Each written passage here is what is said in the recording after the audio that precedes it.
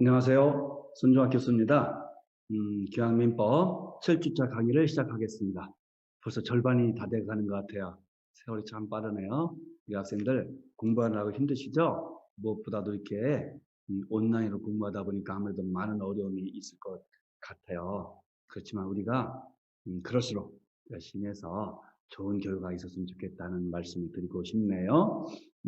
오늘은 계약 중에서 임대차에 대해서 한번 알아보고 싶어요. 잠시만, 여기 임대차에 대해서 한번 알아보고 싶어요.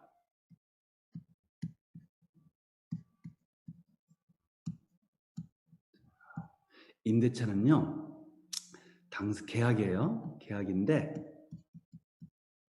어떤 계약이냐 할 것 같으면, 당사자 한쪽이 A와 갑과 을이라 합시다.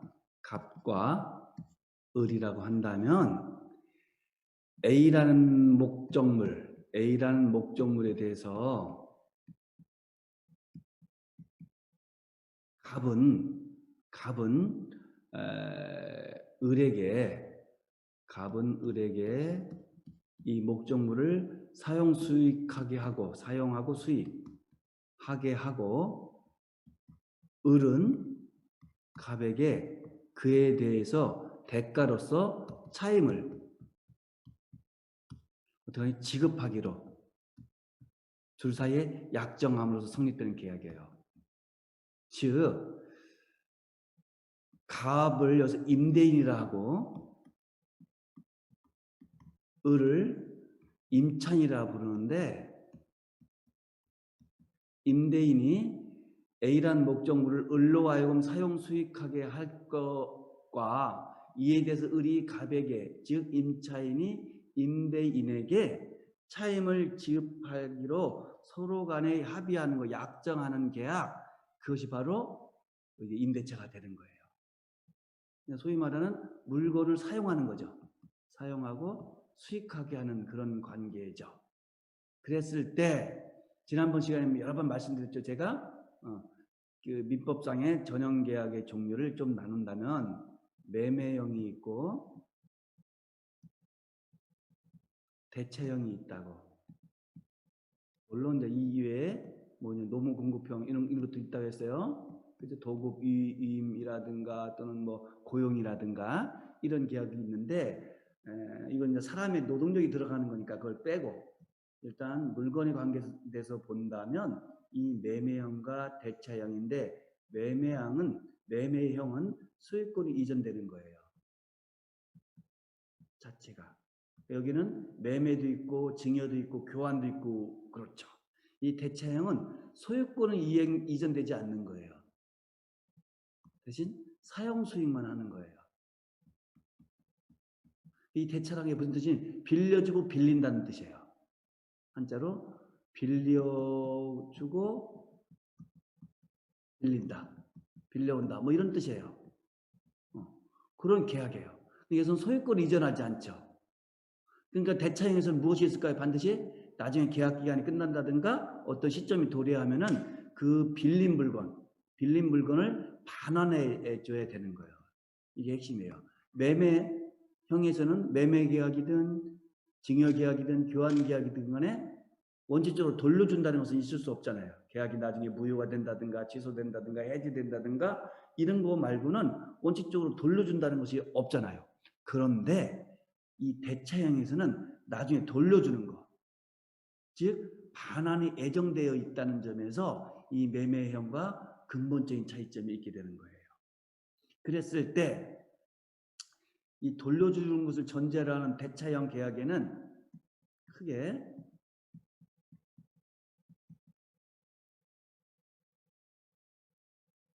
세 가지가 있어요. 하나는 사용대차라는 것이 있어요. 그리고 임대차가 있어요. 세 번째가 소비자채라는 것이 있어요. 사용대차와 임대차도 모두 물건을 사용하는 거예요.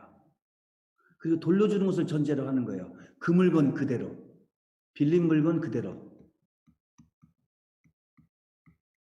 물건 그대로 돌려주는 거예요. 반환하는 거예요. 소비대차도 반환하는 것은 맞아요. 빌리는 것도 맞아요. 그러나 소비대차는 나중에 설명하겠지만 그 물건 그대로 반환할 수가 없는 거예요. 왜? 이미 써버렸으니까. 소비라는 게 없어진다, 쓰다 그런 뜻이 있잖아요. 써서 없어지는 거잖아. 그래서 소비대차에서는 그 물건 반환은 하되, 죄송합니다. 또 그 동그라미를 해야 되는데, 반환을 하되 그 물건 그대로 반환할 수는 없는 거예요. 반환은 안 되고 같은 종류의 것으로 동종, 동질, 동량으로 반환하는 거예요. 예를 들어서 내가 1,000만 원을 빌렸다. 1,000만 원 그 돈 그대로 반환하는 것이 아니잖아요. 그건 이미 써버리잖아요. 그죠? 그럼 내가 다른 돈을 마련해서 1,000만 원을 나중에 갚는 거잖아요. 그런 것이 바로 소비대차예요. 빌리는 것은 똑같은데 빌린 목적물이 소비되고 없어지는 거예요. 그래서 그 물건 그대로 반환을 못하니까 어떻게 되겠어요? 동종, 동질, 동량의 물건으로 반환하는 거예요. 반환하는 점에서는 똑같대. 빌린 물건 그대로 반환되는 1번과 2번, 그리고 빌린 물건 그대로 반환할 수 없는 동종, 동질, 동량의 물건으로 반환해야 되는 3번, 이렇게 나눠지게 하는 거죠. 그러니까 크게 치면은 요 1, 2번, 3번 이렇게 2분으로 할 수 있고, 적게 치면 3번인데, 그러면 사용대차, 임대차가 똑같이 빌린 물건 그대로 반환한다는 점에서는 똑같지만 두 사이의 차이점은 무엇일까? 한 궁금증이 이를 거예요. 맞죠? 차이점은 무엇일까? 그거는 대가가 있냐 없느냐예요. 출연이 없느냐 있냐 없느냐. 지난번에 설명했죠. 유상계약과 무상계약. 이 사용대차는 공짜로 쓰는 거예요. 물건을 빌려줬는데 대가를 안 받는 거예요. 사용대가를. 공짜로 쓰게 하는 것도 많이 있잖아. 임대차는 반드시 아까 설명했잖아요. 차임이란 대가를 지급하는 거예요. 차임. 사용료. 사용료. 그러니까 사용대차는 어떻게 되죠? 사용대차는 계약은 계약이지만 유상계약일까요? 무상계약일까요? 당연히 무상계약이죠. 그리고 편무계약일까요? 쌍무계약일까요? 편무계약이죠. 한쪽만 빌려주는 것이고 상대방 그에 대한 대가적 채무가 없으니까. 임대차는 어떻게 됐죠? 차임을 지급하죠. 물건을 또 사용 수익하게 하죠. 그러니까 유상이에요, 무상이에요? 차임 대가가 지급하니까 유상이고, 쌍방간에 대가적 채무를 부담하니까 쌍무계약이 되는 거예요. 그랬을 때 결국 임대차는 계약이다. 그래서 어떤 계약이냐? 1번 유상계약이다. 둘째, 쌍무계약이다. 그 다음에 계약부의 분류에서 요식계약과 분료식계약이 있었잖아요. 그죠? 어때요? 임대차 계약은 실은 많은 경우에 서면으로 하고 서식으로 하기도 하지만 일정한 형식이 있는 것은 아니에요. 구두로 해도 가능한 거예요. 서면할 때 어떤 내용을 반드시 들어가야 된다? 그런 것도 없는 거예요. 그렇기 때문에 임대차 계약은 분료식 계약이에요. 그리고 아까 설명했죠. 한쪽은 사용 수익하게 할 것을 약속하고 상대방은 그에 대해서 차임을 지급할 것을 약정함으로 인해서 성립되는 거잖아요. 그러니까 아무 다른 어떤 행위가 필요 없잖아요. 그러니까 무슨 계약이죠? 요물 계약이 아닌 것이죠. 계약이 아니게 되는 것이죠. 이해되셨죠? 그러니까 이것을 낙선 계약이라고 부르는 거예요.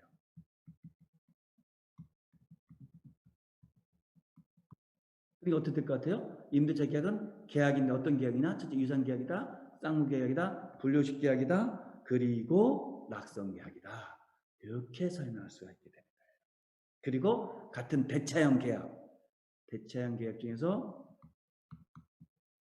가장 유사한 사용대차하고는 어떻게 되냐? 유상이냐 무상이냐, 쌍무냐 편무에 따라 구별되는 것이고, 소비대차인 경우에는 어떻게 될 것 같아요? 그 물건 그대로 반환하지 못한다는 점에서 그 물건 그대로 반환하는 것을 전제로 하는 대차형 계약의 한 종류인 임대차와 구별이 된다. 이렇게 보면 되는 거예요. 이것으로 인해서 여러분들은 실은 임대차 다 배운 거야. 가장 중요한 것은 여러분들이 다 공부를 하게 된 거예요. 자, 한번 정리해 볼까요? 임대차는 무엇이다? 계약이다. 그런데 차임이란 대가를 지급하도록 되어 있기 때문에 유상계약이다. 그리고 쌍모계약이다. 그리고 불료식 계약이다. 그리고 요물계약이 아닌 무슨 계약이다? 낙성계약이다. 이렇게 해석할 수가 있게 되는 거예요. 재밌죠? 자, 그랬을 때, 자, 봅시다. 우리가 이제 예를 들어서 뭐 아파트나 토지를 생각해 봅시다. A라는 토지가 있다고 합시다. 갑이 있고 을이 있어요. 갑과 을 사이에 갑이 A 토지를 빌려주기로 했어요. 그게 임대인이 되겠죠? 을이 이것을 빌리고서 대신 차임을 지급하기로 했어요. 사용 대가를 지급하기로 했어요. 그랬을 때 갑을 임대인이라고 빌린 사람을 임차인이라고 부른다고 했잖아요. 그때 이 둘 사이는 어떤 관계냐? 임차인은 어떤 권리를 갖고 있냐? 임차권이라는 권리를 갖고 있는 거예요. 임대차 계약에서. 이 임차권은 여러 권리의 모습이 있지만 가장 핵심은 사용 수익하고 하는 거예요. 사용하고 수익하는 거예요. 내가 거기 들어서 산다든가, 거기서 장사를 한다든가, 그 땅에다 뭘 한다든가, 뭐 이런 거예요. 사용하고 수익하게 하는 거예요. 이것이 임차권의 핵심적인 내용이에요. 그런데 이 임차권은 어떤 성격을 갖고 있느냐? 즉, 지배권적 형태를 갖고 있는 물권이냐, 아니면 채권이냐, 이게 차이점이 있는 거예요. 임차권은 이 중에서 채권이 되는 거예요. 왜냐? 임차인이 임대인에게 나로 하여금 A란 토지를 사용 수익하게 해달라라고 요구할 수 있는 권리이기 때문에, 요구권이기 때문에. 그래서 그 물건을 직접적으로 지배하고 배타적으로 다른 사람에게도 주장할 수 있는 그런 물건이 아닌 거예요. 채권이에요. 채권이 가장 핵심적인 특징은 무엇이랬죠? 제3자에게는 자기 권리를 주장할 수 없다고 했죠. 자기 권리 주장이 안 되는 거예요. 왜? 채권은 채무자에게야만 채무를 이행할 것을 청구할 수 있는 권리니까. 그래서 제3자에게는 권리 주장이 안 되는 거예요. 오직 채무자인 임대인에게만 사용 수익하게 하라고 요구할 수 있는 권리가 되는 거예요. 그래서 기본적으로 임차권은 채권이 되는 거예요. 이거로 채권이 되는 거예요. 그런데 이 채권이라 보니까 제3자에 대해서 권리 주장을 하지 못하다 보니까 임차인에서는 그 지위가 불완전한 거예요. 불안한 거예요. 제3자에게 권리 주장을 못하니까 오직 임대인을 하다 보니까 임차권이 침해될 가능성이 굉장히 높은 거예요. 게다가 임차권 아까 뭐랬죠? 사용 수익권이라 했잖아요. 그러니까 사용 수익은 기본적으로 이제 물권에 굉장히 가깝거든요. 예를 들어 소유권이라 봅시다. 소유권이라는 것은 내가 뭐죠? 그런 걸 사용하고 수익하고 처분하는 거잖아요. 사용 수익이 물권이 가장 중요한 핵심인 거예요. 즉 권리 중에서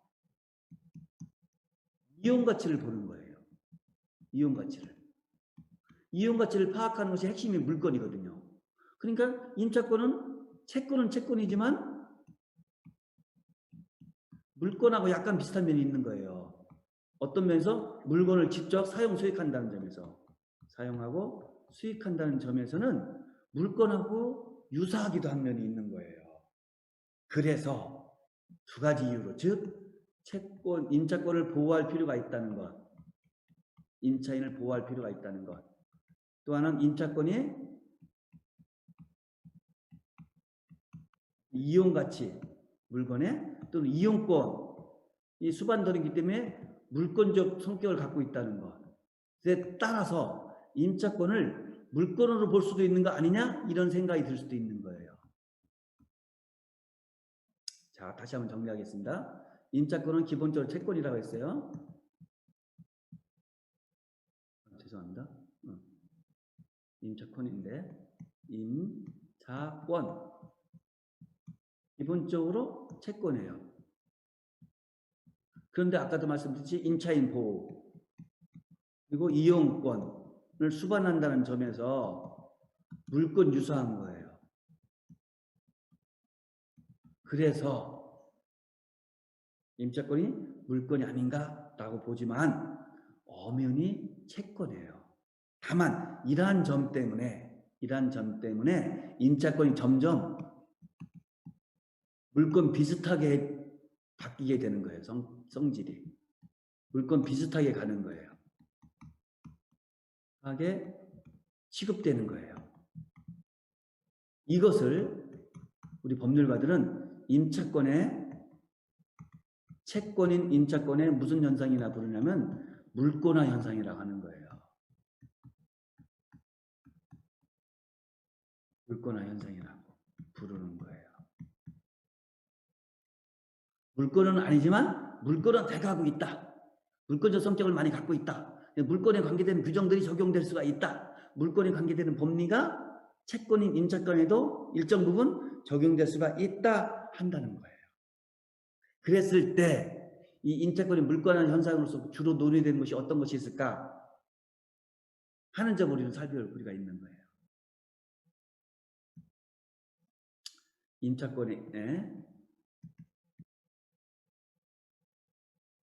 물권화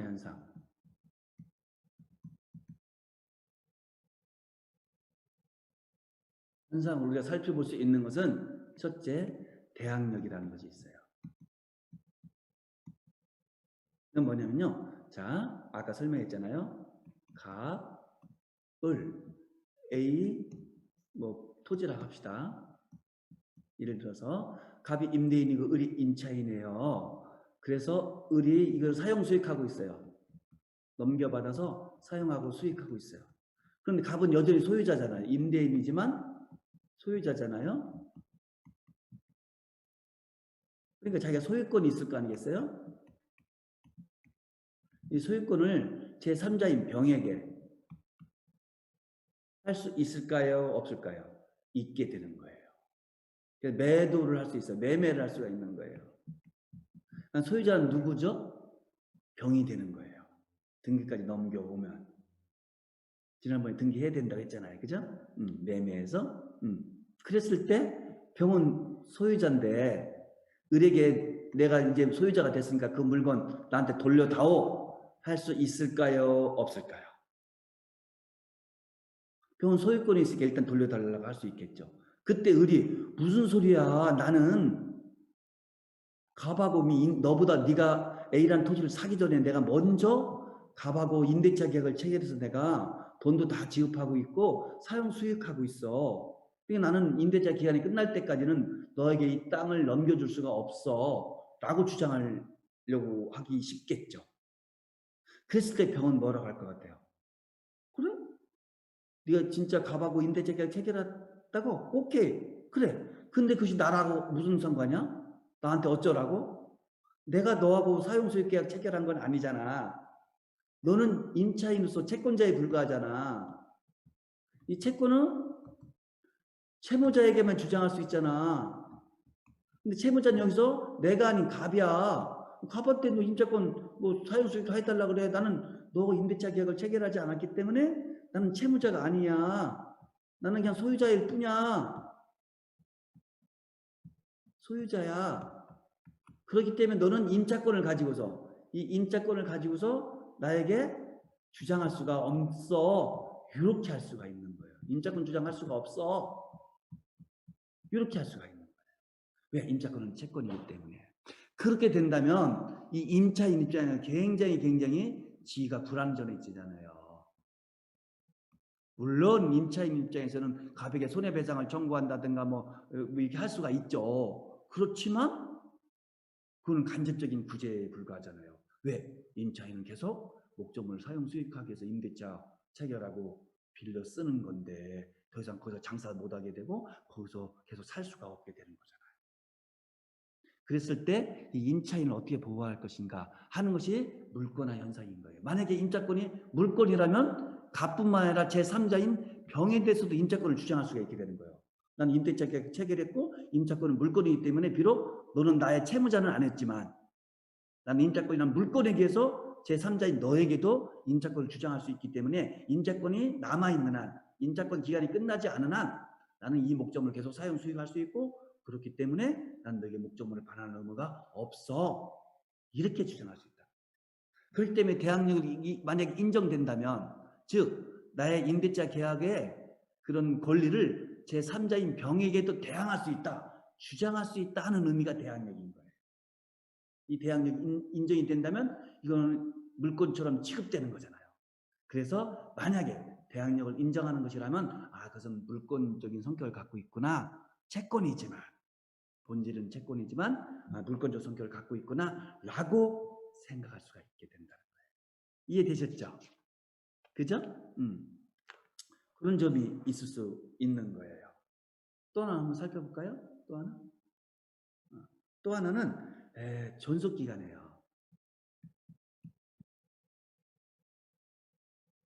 임대차 기간이죠. 소위 말하는. 물건은 소유권 같은 것은 죽을 때까지 있고 죽어서도 내 자식들 뭐 배우자들한테 상속이 되는 거잖아요. 영구성을 갖고 있어요. 물건이기 때문에 기본적으로. 그리고 다른 물건도 굉장히 존속기간이 길어요. 그만큼 안정이 되는 것이죠. 기간이 길면. 근데 임대차는 채권이기 때문에 계약자의 원칙에 의해서 기본적으로 임대차 기간은 당사자끼리 합의로 정할 수 있는 거예요.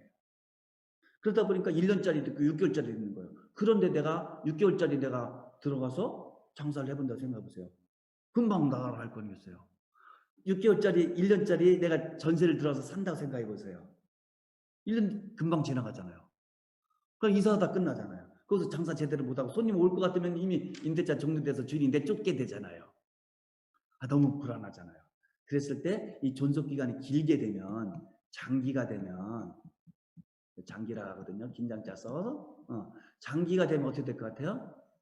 장기가 되면 임차인 지위가 안전이 되겠죠. 물건처럼 취급이 되겠죠. 그죠? 그래서 우리 특별법 나중에 설명할 겁니다. 주택임대차보호법이라든가 또는 상가 임대차 건물 그 보호법 같은 경우에서는 임대차 기간을 법이 강제로 길게 해놓고 있어요. 즉 2년으로 해놓고 있어요. 주택임대차 같은 경우에 있어서. 최근에 개정돼서 이제 한 번 더 연장할 수 있죠. 그걸 계약 갱신이라 하거든요. 2년 플러스가 되는 거예요. 즉 최소한 더 4년을 살 수가 있어요. 주택 같은 경우에. 상가 임대차 보호법에 의해서도 또 연장이 가능하고요. 이것은 그만큼 임차권을 물건처럼 취급해줘서 어떻게 한다? 임차인을 보호하겠다 하는 정신이 있게 되는 거예요. 그래서 나중에 설명했지만 만약에 당사자끼리 1년만 사용 수익하기로 계약을 했다 할지라도 임대차 계약을 체결했다 할지라도 법이 2년으로 인정할 수 있게 되는 거예요. 그 뒤에서 더 웃긴 것은요. 임차인은 그냥 나 1년 만에 나가겠어? 해도 돼요. 또 나 1년 약속했지만 나 2년까지 있을 수 있겠어? 해도 된다는 거예요. 즉 임차인에게는 선택의 여지가 있는 거예요. 그런데 임대인에게는 무조건 2년이 되는 거예요. 임차인이 주장하는 한. 그만큼 임차인 보호가 되는 것이죠. 이해되셨죠? 이걸 편면적 강행 규정이라고 하는 거예요. 좀 어려운 용어인데 한쪽만 유리해진다. 그래서 함부로 바꿀 수 없다. 이런 내용입니다. 그래서 임대차 기간에 우리 주택임대차보호법에 의하면 기본적으로 2년이 보장되는 거예요. 그리고 최근에 법 개정을 통해서 임차인 보호를 위해서 2년을 플러스하게 되니까 그래서 사실상 4년을 기간을 보장받게 되는 거예요. 이런 것들도 실은 임차권이 점점 무슨 권리가 된다? 채권인 임차권이 무슨 권리가 되고 있다? 물권화되고 있다. 라고 볼 수 있는 거예요. 물권화. 델화자 쓰는 겁니다. 이렇게 델화자. 이런 것들이 바로 주요한 물권화 현상입니다. 자, 하나가 대항력 있느냐 없느냐. 두 번째가 존속기한이 단기냐 단기냐. 뭐 이거라고 했어요. 그죠? 근데 또 하나는 뭐냐면요. 임차인이 세 번째가 임차권의 처분 보장이에요. 임차권. 임차인이 갖고 있는 사용 수익권 임차권이라 했잖아요. 임차권의 처분을 보장하는 거예요. 기본적으로 물권은 처분 자유가 있어요. 기본적으로 처분 자유가 있어요. 소유권 내가 마음대로 처분할 수 있어요.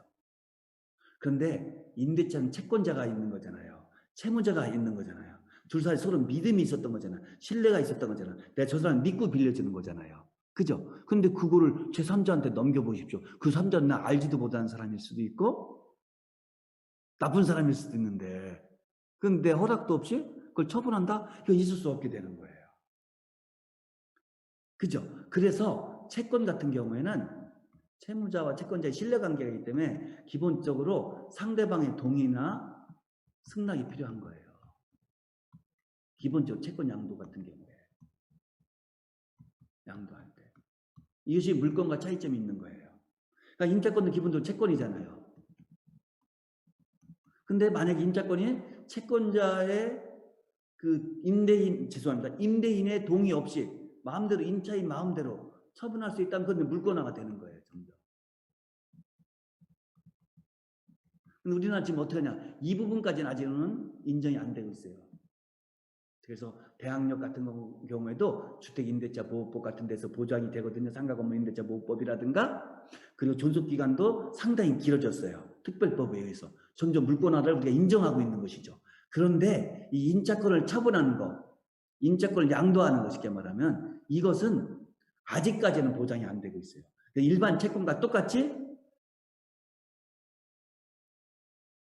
상대방의 동의, 승낙을 요구하고 있어요.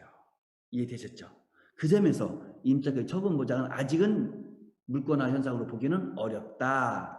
이렇게 볼 수가 있죠. 또 하나는 약간 어려운 건데요. 네 번째는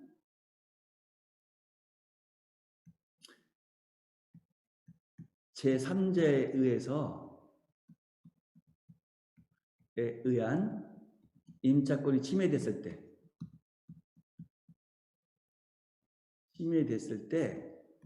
임차인 스스로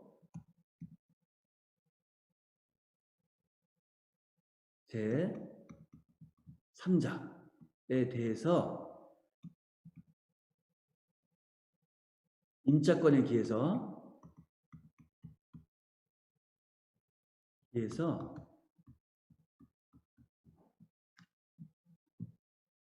돌려달라고 한다든가 가능한 것들은 뭐 할 수 있을까가 문제되는 거예요. 물건이 있으면 당연히 가능하죠. 내 물건 제3자가 가져가면 돌려달라 할 수 있죠. 그것이 바로 물권적 청구권이라고 하는 거예요.